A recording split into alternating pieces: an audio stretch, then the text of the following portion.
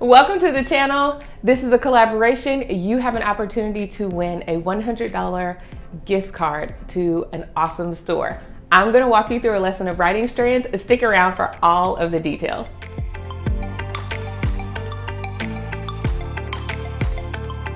Welcome to the channel. My name is Morgan here at The Life of Tillmans. If this is your first time, welcome. I'm so happy to have you. I hope that while you're here, you find everything that you need, love, and enjoy right here on the channel.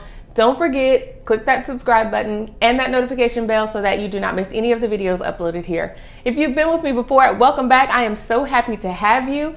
I am excited to be able to participate in this collaboration that is being hosted by Jennifer over at Family of Three. I will link her channel down below for you guys to go over there and explore. She gives all of the details about comparison of homeschool curriculums and science fun. They love science. Her and her 5th grade daughter love some science, which is right up our alley. But Jennifer has become a really good friend through YouTube and Instagram, and I'm so happy to be able to participate in this collaboration with her. You will also find down in the description box the playlist for this collab. There are about 20 amazing channels participating in this huge MasterBooks collab. Some are showing you lessons. Everyone is talking about different types of MasterBooks curriculum, why they love it, and all of the things. So after you finish watching here, make sure click on that playlist and go and find all things MasterBooks on that playlist, okay? I am sharing with you all MasterBooks writing strands. If you've been with me for any point of time, you know that we love MasterBooks. We have been using their language lessons for living education for 2 years now. This is the start of our 2nd year, and my girls absolutely love it. A couple of things that we love about it that I did not mention is that MasterBooks overall in their language lessons for living education is very diverse. The pictures are very diverse. It's very inclusive, which is something that I really appreciate and love. It is exactly what we needed as a turning point in our homeschool. It was perfect. It came right on time. And I decided that I wanted to dip our toe into writing, and why not grab MasterBooks writing strands? We love their language arts. I didn't think it would be any different. We would love their writing strands, and so far we have. What I'm gonna do is take you guys through 2 lessons. You're actually going to see how we go through the lessons for writing strands. But I first want to tell you that one of the reasons why I love MasterBooks overall is that it is Bible Christian based, okay? The lessons for language, lessons for living education, or living something like that, you guys.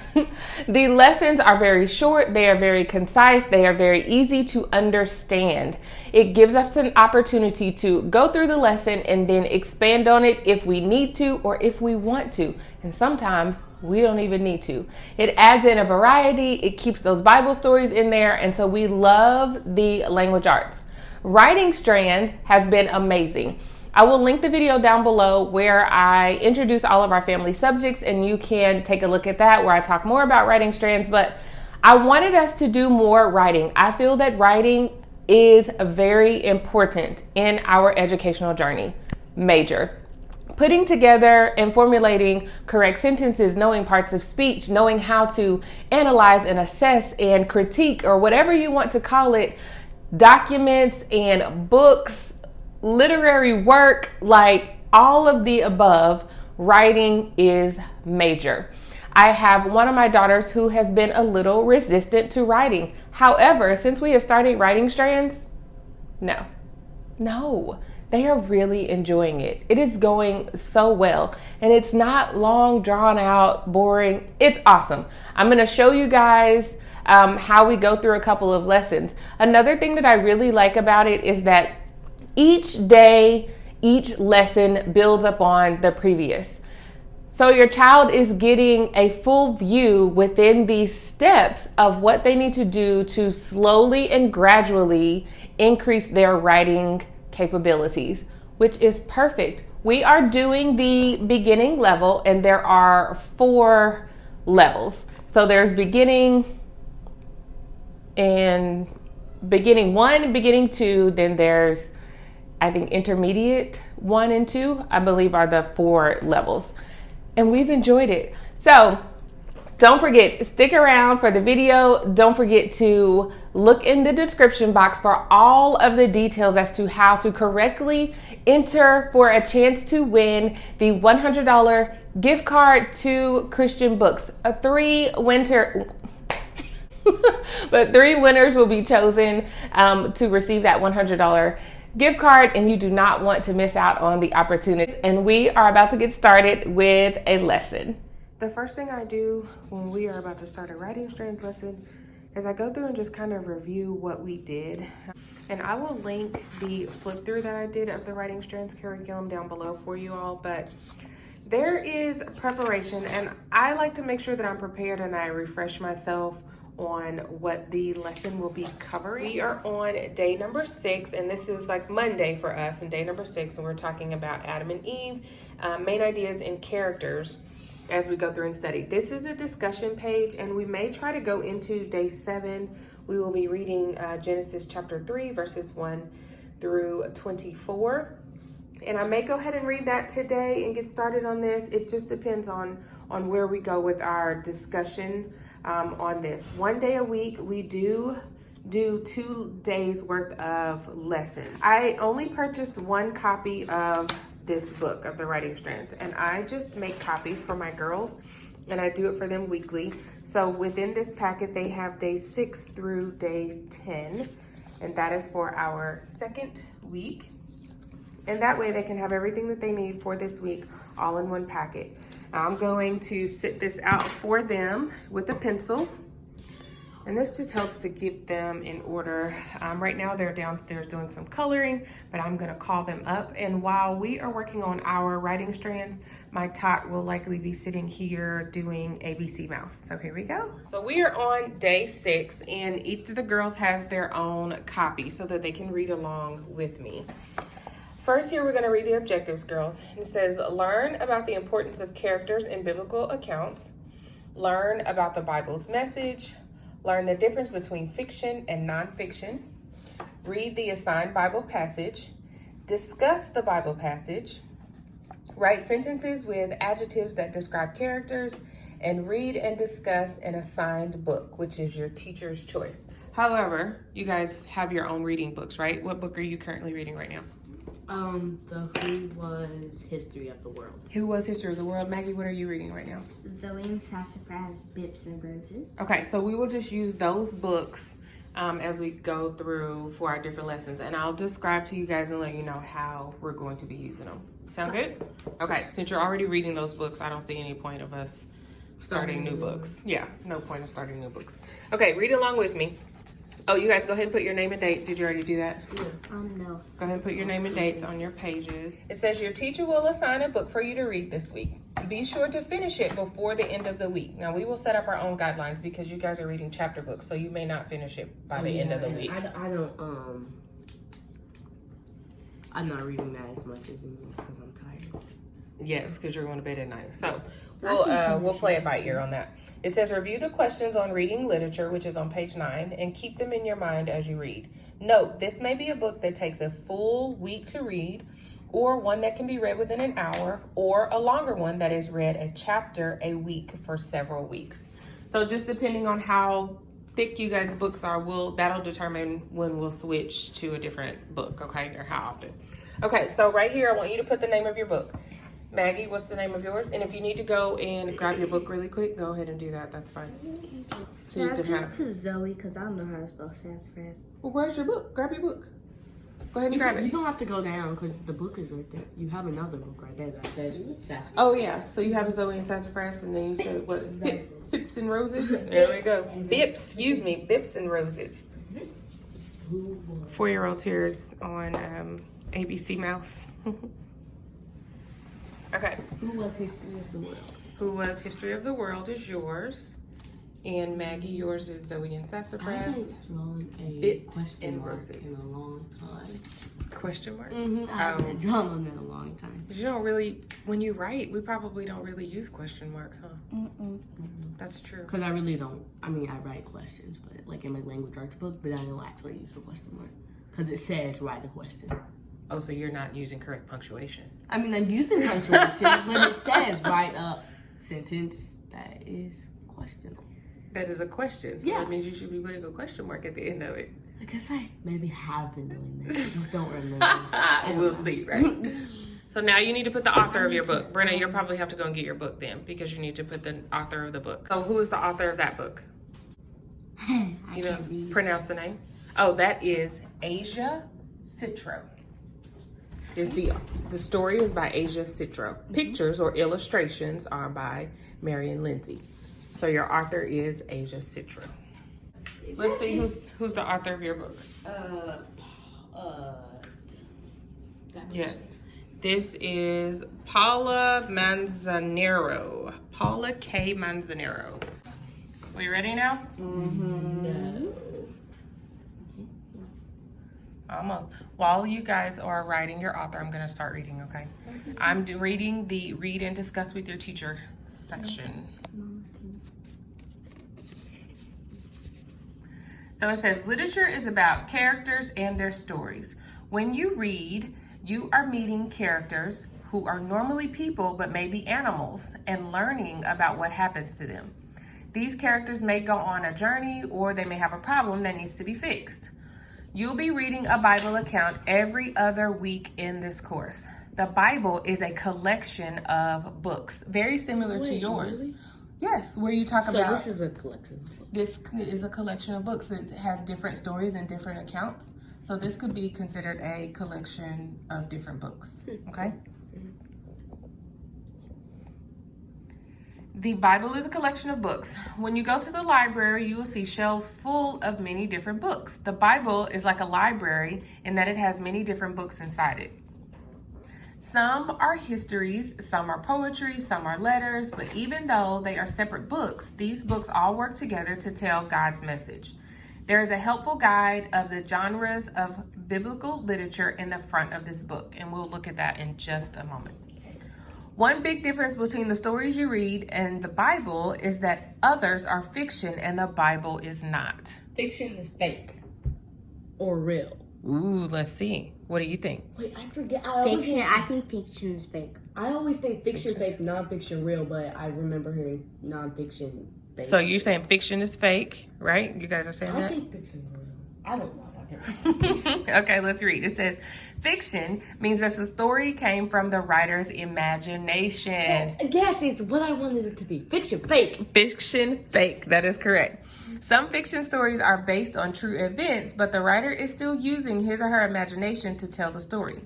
Nonfiction means the book is telling the reader facts rather than a story. These facts can be about animals or other countries or something that happened in history. Unlike fiction, the Bible is all true and can be trusted completely. Okay, so what we read in the Bible is true information, okay? Discussion questions. What are some of your favorite stories? Let's talk about that. Mine is the book. Mine would be Genesis, the book of Genesis. The book of Genesis? It doesn't have to be the Bible, just a favorite story, favorite book that you've read. One of my favorite books I read is a chapter book, and it is Sophie Washington. I love the series. The Sophie Washington series? Yes. Mine are... I have so many. You have to pick one, Brenna. You can only pick one. Okay, the arcade series. You like that the best of all the books you read? No, the Magic Misfits. One of those. Magic Misfits? Okay. So here, Maggie, you answer a question. What are the characters in the stories? So what are the characters in your Sophie Washington books that you love so much? Sophie. Mm-hmm. Marema. Marema. Was that Sophie's friend? Yeah. Okay. These are what I'm naming are all Sophie's friends. Gotcha. Sophie, Marema, Chloe. Mm-hmm. Ronnie. Okay. There's a lot of characters in that book, huh? Yeah. Okay. What about Lainey? Uh-huh. Okay. What about you, Brenna? In the Magic Misfits, who are some of the characters? Theo, Ridley.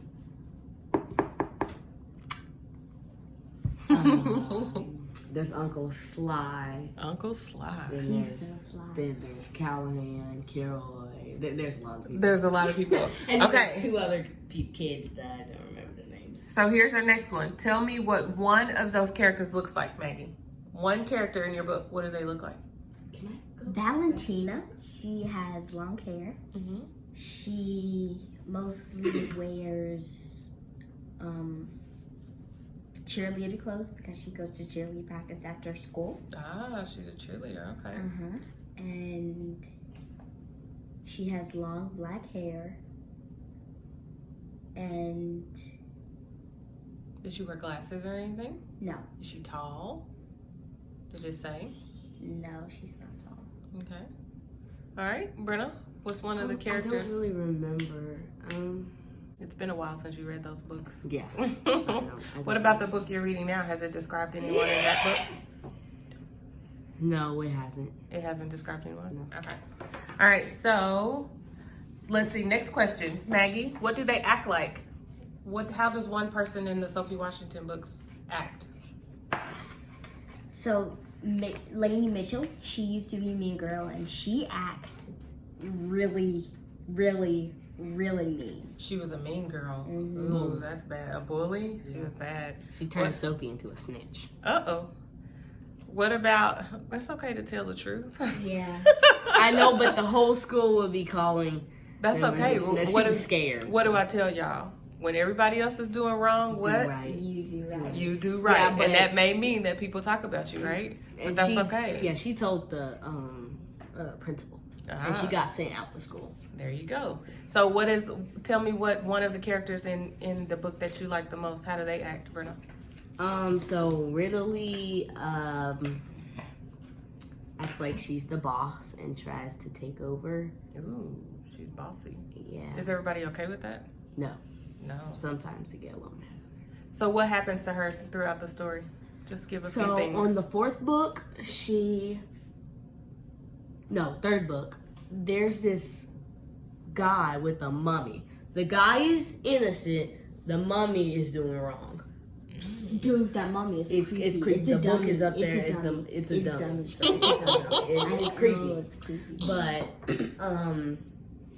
she's like the mummy can copy people's voices. They got tricked by doing that. Yeah. Interesting. So Okay. she got mad because they were talking about her magician skills. Ah, I see. Maggie, what about your book? What is something that happens to one of the characters in your story? Sophie Mm-hmm. gets in trouble because she's borrowed a kid's phone and tried to give it back, but then got caught Uh-oh. by her mother and father. Uh-oh. She got in trouble. Mm-hmm. Okay, it says, what else? Would the story be the same if the characters were different? Do you think the story would be the same if the characters were different? Yeah. Different, you mean? No. Which one? Yeah. Yes or no? Mine probably yes, because it was actually the fourth book. Callahan was trying to separate them Mm-hmm. and use their magic. So yeah, if they trusted each other and believed that they wouldn't say those things, Mm-hmm. then So this is saying, would the story be the same if the characters were different? yes. No, it would be different. Yes or no? What do you think? No. No. The I story think would no. not be the same. Because that's like changing you guys. Yeah. If story Maggie of our wasn't life Maggie would be and Brenna wasn't Brenna, then who would play that role? Nobody, right? If Because Maggie was Mallory, it would be I different. couldn't fight. Our And she fights hard. well, our whole family dynamics would be different because remember, there's only one of you guys, right? So if somebody else is in your role, they're not going to act the same way that you act, right? So it would be completely different. Yeah. Okay, I'm going to go to the front of the book and we're going to talk about the different genres when you're reading the Bible. What's a genre? Ooh, let's talk about that. Yeah. Okay, so we're going to talk about that. Okay, so it says the Bible contains numerous types of literature, each is which its own writing style. So there are different types of literature, and we're just going to briefly go over these. The first one is the law, which are the first 5 books of the Bible. They describe the foundation of the world and the beginning of history. What are the first 5? There's Genesis. I don't know them in order, so okay. I only know Genesis is first. The first 5 Bibles are the law, which are Genesis, Exodus, Leviticus, Numbers, and Deuteronomy. Some of those you guys have never even heard of. I've heard of Leviticus, whatever that is. Leviticus. Leviticus. I've heard of Leviticus. And Deuteronomy. Deuteronomy. I had trouble with that. I know. I had trouble. It's okay. Your daddy does too. The word I can't Deuteronomy, remember. Exodus, I've Numbers. I've heard of Numbers. Numbers. Some of you guys have heard. Okay. Okay. So those are the law. Then there are historical narratives, and those are the books of the Bible that describe history events that happened in the Old and the New Testament. So history, they describe different parts of history, and those are going to be usually, there's this one in here, it says Joshua, 1st and 2nd Samuel, Ezra, Judges, 1st and 2nd Kings, Nehemiah, Ruth, 1st and 2nd Chronicles, and Esther. Those are all historical narratives. I've only heard a few of them. Just a few of those? In that God book, there's a story about her escaping from. I think so. Escaping from something. Okay. Then there is poetry. Okay. Poetry are books that deal with important questions or issues in life, such as suffering, daily living, relationships, and the nature of God. They're often written in a poetic style. So just like our sing-a-songs of poetry book over there, they would be in a song.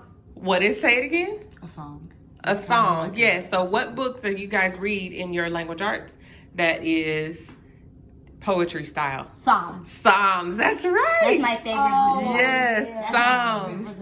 So other ones that are like poetry are Job, Ecclesiastes, Psalms, I never heard Psalms, Songs of Solomon, and Proverbs. I've only heard of Proverbs and Psalms. Proverbs and Psalms. 126 is the one I love. Okay, then the other one is prophecy. And prophecies they tell things that may happen. Then there's gospels. These are eyewitness accounts. So the gospels they're telling you eyewitness accounts. Yeah, now, let's talk about the gospels. We talked about gospels yesterday, or last week it was. Matthew, Mark, Luke, and John. Those are all gospels, okay? Matthew, Mark, Luke, and John. Yes, the little book that we were reading from bed. And then there are also letters. Letters are written to individual people or groups of people. So letters, you meant actual letters. No, the books of the Bible, they'll be categorized as letters. So those are just kind of give you the genres of biblical literature, okay? And we will use those as we go through our next lesson. We will discuss some of those. So tomorrow, what we're going to do is we're going to read Genesis chapter 3, verse 1 through 3. So you guys can flip over to the next page, and that is going to be our day 7 activity. And then we will answer those questions based on what we read. We will go through the 6 steps. Yes, this hint says pray for the Lord's wisdom and inspiration before each biblical reading is exciting. That is correct. Okay, and so we will go through those tomorrow. We will read through that, and then we will answer those questions. For now, you guys are simply going to read. Oh, and we need to discuss on your books. Tell me where you are in your book. Chapter.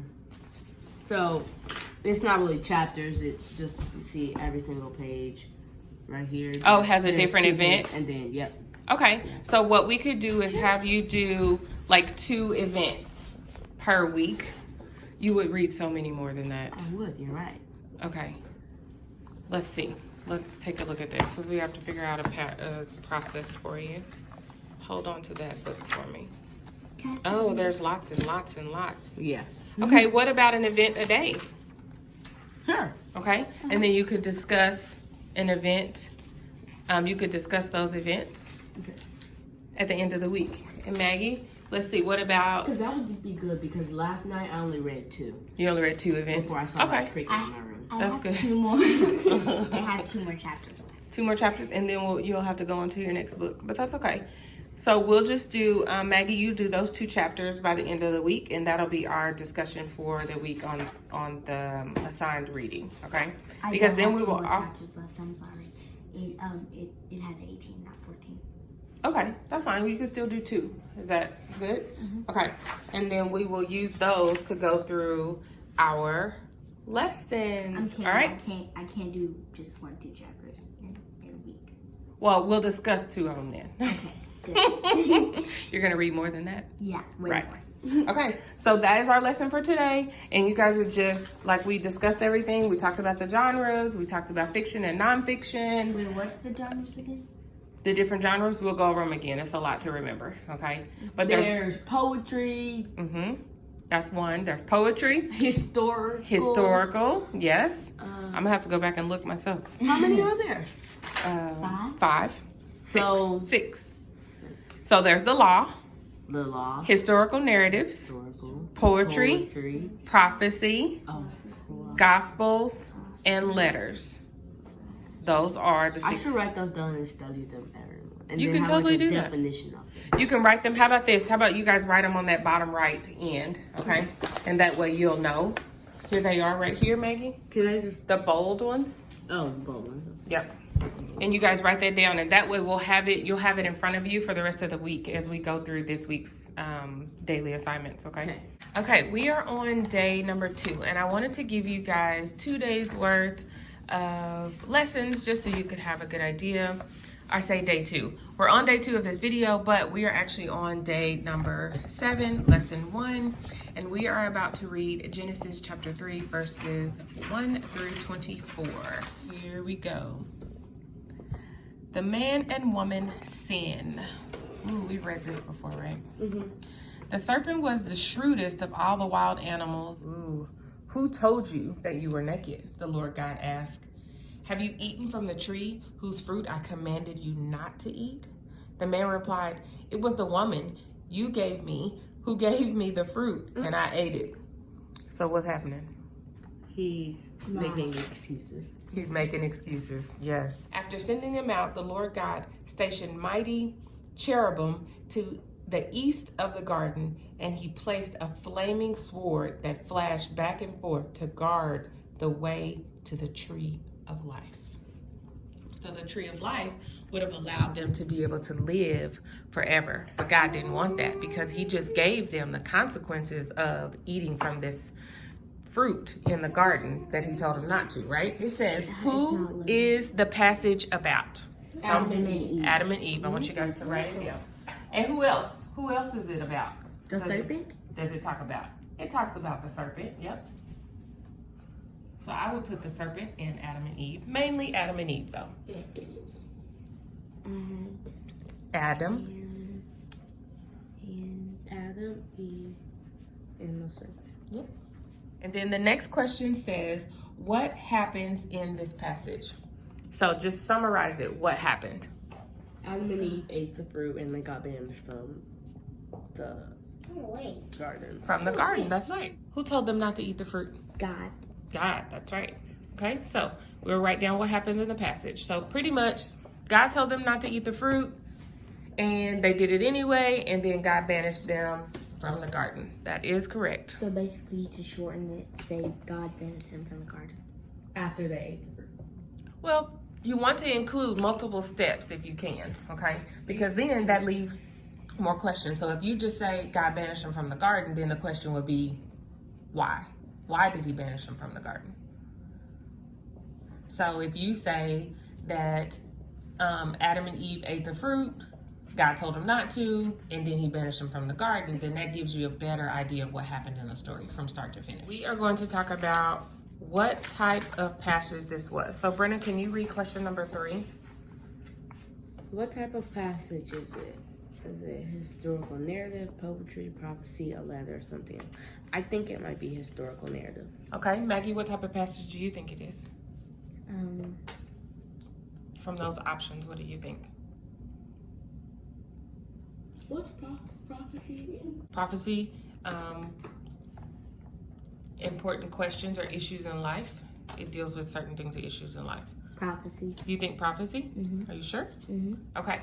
So based on these things, you said historical narrative.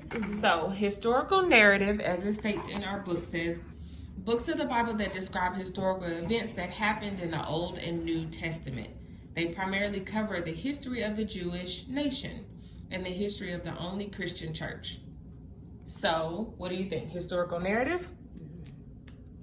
Okay, Maggie, you said prophecy.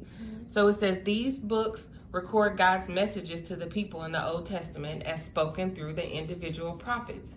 In the Bible, a prophet is a person who is called to speak for God. So do we think it's prophecy? No to prophecy. Okay. So it's either a letter.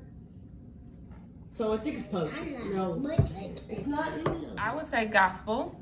And it says these are the eyewitness accounts of the life, death, and resurrection of Jesus. Or law. The first 5 books of the Bible are described as the foundation and the beginning of history. So it either could be law or gospel. I think I'm gonna go with law. What do you guys think? Because God gave them instruction. Yeah, law. And they went against it. So it says, what type of passage is it? Is it a historical narrative, poetry, prophecy, a letter, or something else? So what do you want to go with? Gospel. You want to go with gospel? Wait, what is gospel? Gospel is, let me go back because I don't have these quite memorized. So gospel is the eyewitness account of the life, death, and resurrection of Jesus. Not gospel. I say law. Yeah. Let's go with law. Okay. Okay. Next question, Maggie. Can you read it? Step number 4. What did you learn from this passage? So To what did obey you, God. Maggie? What did you learn, sister? Never disobey him. Never disobey him. That is right. Good. Now remember, you want to write in complete sentences. So to obey God is Not a complete sentence. You definitely want to write in complete sentences. Disobey him.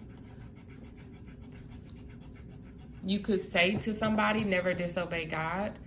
Yes, that could be considered a complete sentence. Not happening. Okay. What was your answer, Brenna? to obey God. Okay, you said you can say, I learned to obey God.